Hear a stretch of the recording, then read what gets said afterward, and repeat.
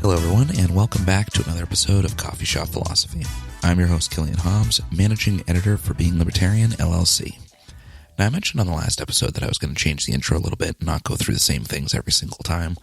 If you're looking for the old intro, you can go back a few episodes and pretty much pick one at random. It's been the same practically since the start.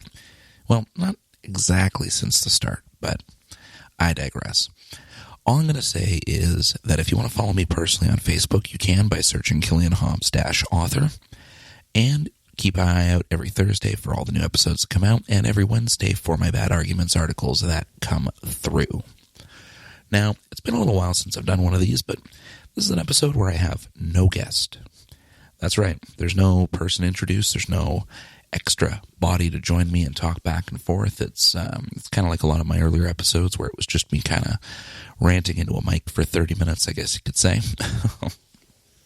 So, for today's episode, though, I wanted to kind of recap some of the things that we've gone through here and kind of touch on some of the ideas that were presented in the episodes that had had led up to this one. I said follow up to this one. Me and English are still not friends. Over 40 episodes of this, and me and English are still not friends. Carrying on.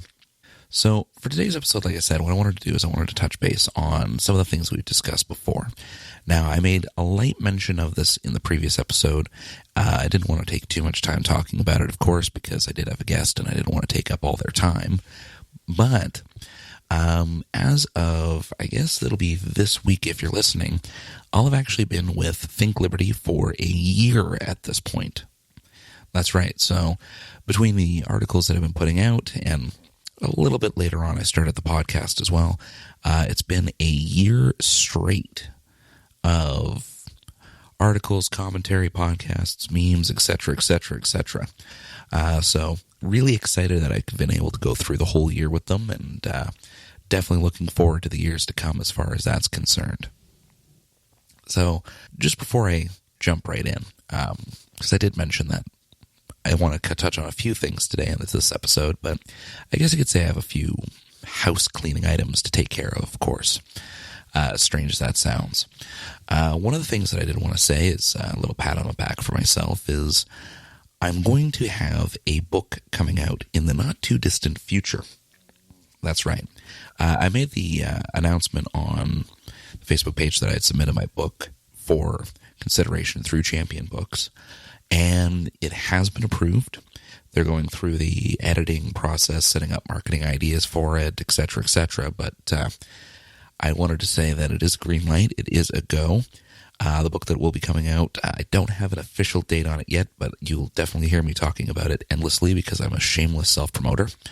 The book is a collection of some of my Bad Arguments articles, along with an entire series of new writings related to argumentation, how we interact with people, how to kind of read people and read what they're saying and try to figure out the best approach that you need when you're interacting with someone else for general discourse, dialogue, if you're in an argument, etc., etc., along with a couple other insights that I had here and there.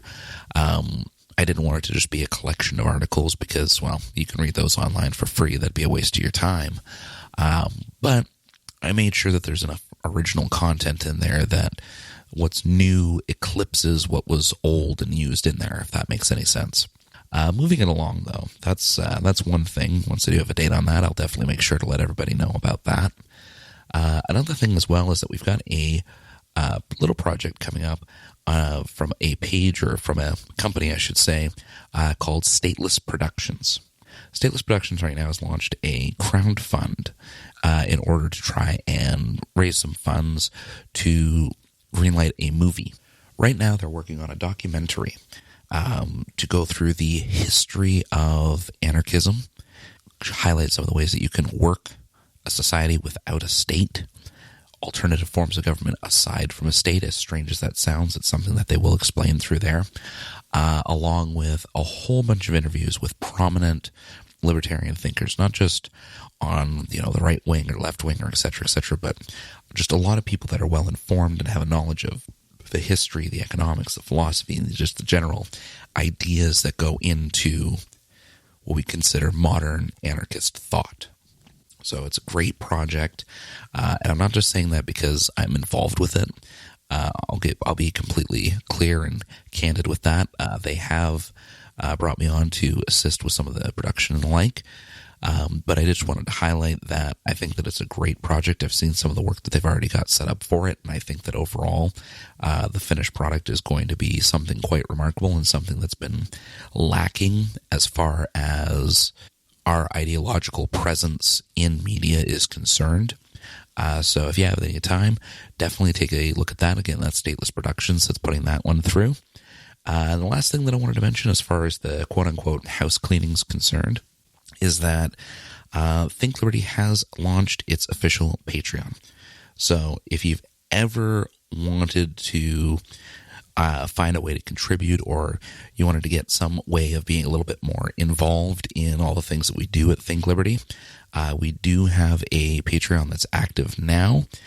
You can find us just by searching Think Liberty on Patreon or by visiting our page. You'll see the link there a few times. It should be in the notes for the show as well, just as a link included at the bottom there. So if you are looking for ways to show any kind of support, it definitely helps us as far as finding things for sound equipment. There's some video projects that we're hoping to get started, but obviously that requires equipment as well. So definitely anything that you can do there is of support. I thank you in advance. So getting into today's episode, now that all the side stuff that I've said was going to be just a few short moments is done, and it turned out it wasn't a few short moments, but hopefully you'll forgive me for that. And if you won't, then, well, I can't really hear you complain right now, so I'll just have to deal with that.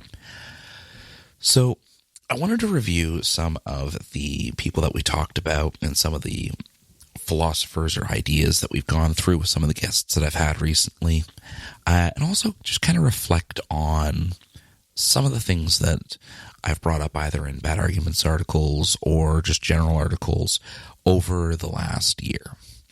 Because, like I said, it's been a year for me doing this, and I'm honestly, surprised that they've kept me on as long as they have. I can be quite annoying behind the scenes as far as the endless amount of puns that I make about literally every situation that happens to arise, and also just the kind of, I guess you could say, push that I put in when it comes to getting certain things done in a certain timeline. I know that not everybody has the same kind of free time I have as far as some of that stuff's concerned. So for anyone on the Think Liberty or Being Libertarian or Rational Standard team that's listening to this, I apologize for how annoying I can be behind the scenes. Thank you for putting up with me over all this time. But no, like I said, I wanted to review some of this stuff. So over the last few episodes, for those that might not have heard all of the previous episodes, or those that are kind of hearing this one first and then working your way back, I had a series of episodes where I sat down with different libertarian thinkers and different people that are in the movement or are just really knowledgeable when it comes to libertarianism in general, in order to discuss specific thinkers or specific philosophies. The most recent episode, the one last week, I was sat down with Hussein Hill. We didn't talk about a particular philosopher, but we did talk about a movement that was sparked from a particular individual, which was the Proud Boys in that case. But a lot of the episodes before that, we were talking about particular philosophies and particular philosophers. So we talked about Murray Rothbard, we talked about Mises, sat down and talked about David Friedman. It was a total of about, I think, 10 or 11 episodes that we went through talking about specific philosophies. One of the things that I wanted to mention going through some of those episodes is I picked those people and I picked those philosophers to discuss primarily because I find that the ideas that they present are interesting, the ideas they present are challenging, but also they're discussion worthy. One of the biggest push points that I have when it comes to anything in the liberty movement is the way that we discuss things and the degree to which we discuss them. It's not a libertarian specific thing. This is true for adherents of pretty much any political philosophy, that there's tons of people who believe it, agree with it, follow it, but they don't know the source material. They don't have that deeper layer of understanding of where these ideas come from, what the core arguments are, and what these things look like fleshed out. I wanted to go through some of the specifics of a lot of these libertarian philosophies, or even just notable philosophers. I mean, the first episode was on Spinoza, not necessarily a libertarian philosopher by any means. And there's definitely going to be some people that I talk about in future episodes where I'll sit down with someone and go through some of the philosophies of particular individuals, but I'm not going to be doing it as 1, 2, 3, 4, 1, 2, 3, 4, as I have been with the preceding episodes to this one. What I do want to say, though, is that for all of the philosophers that I discussed, whether it was, Rothbard or Mises or Hayek or any of the people on the list, really, none of them are people that I am 100% in agreement with. Most of the episodes, I've put the focus on the guests, and I put the focus on the ideas themselves. And, some things I did ask where I wanted to know about a certain controversy with a thinker, like with the Hoppe episode, or even to find out what the person who is a firm supporter of that particular philosopher, what they think are some of the weak points or issues with the philosophy. Because, like I said, the main point is that when it comes to our discourse and our understanding and everything else, a lot of people need to understand the source material. The reason they need to understand the source material is for the second point, which is we need to realize that as important as these thinkers are, they're not gods. They might be incredibly intelligent, most of them are. They might have done tons of work as far as furthering our ideology, as far as impacting the way that we see our politics or economics. But at the same time, they're still fallible because they're still humans. The reason I wanted to talk about all of the specific people that I ended up talking about was because each and every one of them carries a particular trait with them. And that trait is the fact that they are all fallible. They've all had arguments that have gone kind of wishy-washy, or to places that are a little strange, to say the least. What's important, though, is that they were able to contribute some of the most important ideas to the movement. We wouldn't have an idea of true, quote-unquote, anarcho-capitalism. We wouldn't have that concept as it is defined today without all of the work and the thoroughness that Rothbard put into it. We wouldn't have the kind of arguments or the kind of depth to the objectivist stance if it weren't for Rand, and to a lesser degree if it weren't for Hoppe. We wouldn't see the kind of development of these ideas, or seeing them change and grow and evolve, and arguments getting better over time, and really tuning the way that we approach these ideas if it weren't for these thinkers. But they're still fallible because they're still human. I think that one of the key takeaways that I want people to have from those episodes is that a lot of the ideas that are there are great. They're ideas that need to be discussed, though. We can't just read the idea from a particular book and immediately believe that we have all the answers. There's no, and I don't want to, I need to say this preemptively, I don't want to upset anyone in the religious crowd when I say this, but there is no one book that has all the answers. There's no one thinker, one human mind that was able to comprehend everything that needs to be comprehended in order to give us all of the answers that we require on any given topic. Each one of the thinkers that we discussed contributed something. They contributed things that were noteworthy. Even if they didn't necessarily solve the debate, they contributed enough to it that we remember who they are. We know what they've brought forward. We know what they added to the debate.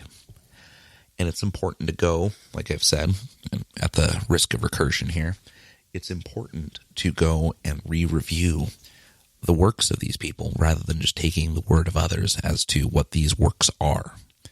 It's worth sitting down and actually reading The Road to Serfdom by Hayek, rather than just hearing that Hayek used to be a socialist at one point, but then changed his mind and decided he didn't like it, but he still liked government, so he must be the bad guy. That doesn't quite fit when you actually read his works. Same thing for Rothbard. As we discussed in that episode, I had T.J. Eckert on. Rothbard most commonly got singled out for some of the extreme areas that a quote-unquote free society would truly lead to. But again, that's a misinterpretation when you're not accounting for the angle of the rest of the book, which was what would be legal rather than what would be right. And making those distinctions as you go through each and every section of what he wrote on. Similar thing with Rand. Rand gets quoted constantly, but outside of maybe, Atlas Shrugged and The Fountainhead, not a lot of people have read through a lot of her works, even if they made it through those two. Mises is probably one of the most quoted amongst differing libertarian ideologies, simply because he has some things that he says that are beneficial to anarchist stances, some things classic liberals can agree with, some things that minarchists can agree with. But at the same time, a lot of his books have been untouched by actual libertarians. They know the name, they know the quotes, but going through the books themselves, not so much. We need to foster an environment of discussion. We need to be able to take these ideas, these people, and take them off of the pedestal. We need to be able to say, okay, let's remove the person from it and take a look at just the argument itself, the idea itself. Let's assess it. Let's compare it to things. Let's see where this goes logically and see what kind of pitfalls it could face. When we jump to any one of these thinkers, including the massive slew of others that people use, all we're really doing is just appealing to authority, which is a logical fallacy. We're putting the argument over to someone who has a certain level of credibility, if you will, versus forming our own arguments or perhaps even taking the time to interpret where these things can go wrong, applying that level of critical thinking that's required in political discussion. That little layer of critical thinking that could be the difference between, let's say, repealing a series of taxes that make no sense versus Beto's recent move in trying to suggest a war tax so that every time that the United States decides that it's time to go bomb more people, they can tax the entire citizenry even more simply because they decided to, even if the people had no actual desire whatsoever to deal with or join any kind of war. But, well, I'll leave commentary on that to either Mike's show on Saturdays or maybe even the main podcast next week in case they decide to discuss it. I'm not going to dive into that too thick right now, but that entire idea is just ridiculous. The main thing, moving on from that though, because it is worth, I'll say, not to pat myself on the back, but more definitely to thank the guests that I had on for those episodes. It's definitely worth going back and hearing some of these ideas go back and forth and some of the things actually be explained. It's worth it to hear it because it's closer to the source material that we're working off of, which, like I said, is a key component for any form of discussion that we're going to have. But when we move into the discussion aspect, right, and this is something that anyone that's, read my works or listened to my podcast or anything like that knows I'm very big on discourse. I think that discourse is incredibly important, and I also think that the art of conversation is dying. That said, though, what I think is an interesting aspect, we could say. Yeah, I'll use interesting. That seems to be the right word here. What I think is interesting is that a lot of us in the libertarian movement, we think that because our thinkers, I'll use our in a general sense, but we think that because our thinkers were outliers, because they were the ones separate from the pack, they weren't jumping right into the stream of other thinkers of the time, that somehow we have to be right because of that contrarianism. Making any kind of assumption like that, going into a discussion or trying to talk to people about these things, is just going to lead to failure. If it's one thing that I see almost too commonly, and it might just be because of Facebook's random algorithm for what it decides to show me, but if it's one thing that I see too often, it's the amount of people that get into libertarian echo chambers. We'll see people trying to discuss the politics and the ideas, but as soon as there's even the slightest amount of disagreement, it turns into an entire flame war. There's just no time to listen to an opposing idea. There's no chance of it. It's not going to happen. We're not putting up with any ideas that might be even slightly askew from what we stand for. And if they are slightly askew, then immediately we jump to the vitriol. We jump to the, oh, you're a status cuck. Oh, you're a bootlicker. Oh, you're you're just some commie. Oh, you're just this. You're just that. It doesn't work when you try to take that mentality out to the real world. And if it's one thing, libertarians love talking about when people ask for, endless government handouts or debt forgiveness from the government, which is really just asking all the other taxpayers to make up for the debts you chose to enter. When it comes to any of those ideas, if all we are used to is being inside those echo chambers and talking to other libertarians or getting into heated arguments with libertarians about libertarianism, well, we're not going to be equipped to go talk to a liberal or a conservative or anyone that might be actually outside of our ideology. Because if we spend all of our time fine-tuning and arguing amongst each other, then we're going to forget how to talk like a human. It's funny almost. I mean, again, this isn't a libertarian-specific issue. Anyone that gets involved into politics, I find, ends up with this issue in one way, shape, or form. But I always find it interesting how you can have a conversation with someone about something like, let's say, Star Wars, or how a certain Asian show is dubbed on Netflix, or what your favorite character in the Marvel universe is, or whatever the topic is. You can have those conversations with complete strangers, and it'd be civil, it'd be interesting, a lot of back and forth, a lot of active listening, a lot of actual critical thinking and taking what the person is saying and trying to work through the ideas that they present to say, well, I like this, I don't like this, well, what about this? Can we look at this?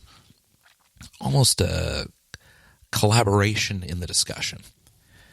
But as soon as you throw in anything political, it doesn't even need to be a hot button item. Like, it doesn't have to be an abortion debate or a gun rights debate or, something that gets people tense and ready to go right off the bat. It doesn't have to be one of those. It just has to be something as simple as just politics in general or economics in general. If you try to spark a discussion based on something a politician said, it doesn't even matter what it was that they actually said. Just mentioning that, hey, a politician said this, here's my thoughts. Well, right off the bat, there's going to be an argument. there's going to be a fight over it. Because people get their backs up and forget the purpose of discussions. And again, there's a lot of strategy behind it, all that sort of stuff, and different approaches that you can take and different ideas that are involved in that. But I think one of the big things when it comes to that is the fact that people forget that not every discussion has to be a debate. And I think that that's something, as much as I focus on argumentation and debates in general, I think that that's one of the key focuses that needs to be taken away there. It's something that a ton of people forget about, that they're talking to a human being. There's a person that they are speaking to. And they would not generally like it if someone was speaking to them in the same manner that they are approaching things. That little switch never actually gets flicked. I mention that and I go down that, I guess you could call it that rabbit hole of argumentation and everything else, because it relates back to a lot of the stuff that I've done over the last year. The bad arguments series that I do is focused on trying to clean up some of the bad arguments we have in our discourse so that we can get the trash out of the way. We can remove the terrible arguments from any of the different sides, push them aside and say, okay, now that we're not dealing with that crap, let's have a real talk. In a lot of the podcast episodes, I've talked about, certain either life ideas or, again, debate ideas, or most recently, the thinkers that we've gone through. And in all of that, again, the stress point is having a decent conversation. Going through even the recent episodes, I'm not going to say who, just because I don't need them blowing up my inbox here, but there's a couple of guests, with certain things that came up during the episodes that if I was talking to them on just social media or even in person, and it wasn't for the purposes of an episode, I would have turned it into a debate. I would have wanted to argue some of the points, and I would have wanted to press in deeper, try to prove or disprove certain things that were being said to kind of counter them out or just showcase like what I found wrong with what was being said there. Like I said, I'm not going to pinpoint who and which episode. I'll leave that to your imaginations. But I avoided doing that because that wasn't the purpose. The purpose was to have a conversation. It was to talk about the ideas. It was to go back and forth. But to do that, you have to be willing to have that conversation. And if it's one thing that I hope that I've done over the last year with either the podcast episodes or with any of the articles I've written or anything like that, I hope that in some way, and I know it would be a small way, I'm not gonna try to inflate my own ego here and say that I'm doing something exceedingly special here, but I hope that with the work that I've put in over the last year, that I've been able to help people improve their discussions. I hope I've been able to get people more in the direction of having a proper form of discourse with people. I hope that some of the devices I've offered, or some of the strategies and things like that I've laid out on the table, have been of use, have been of some help. And I hope that some of the bad arguments that I've been able to counter have hopefully died in a fire.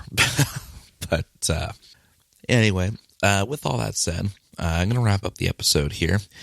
Even though I cleaned up the intro like I mentioned I would.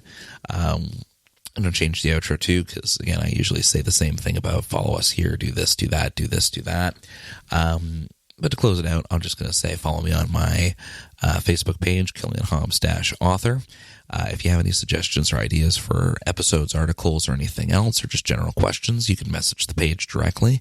I'm pretty quick on responding to that, so feel free to send any of the questions or ideas you have that way. And otherwise, if you liked what you heard and you'd like to hear more, I'll see you again next week.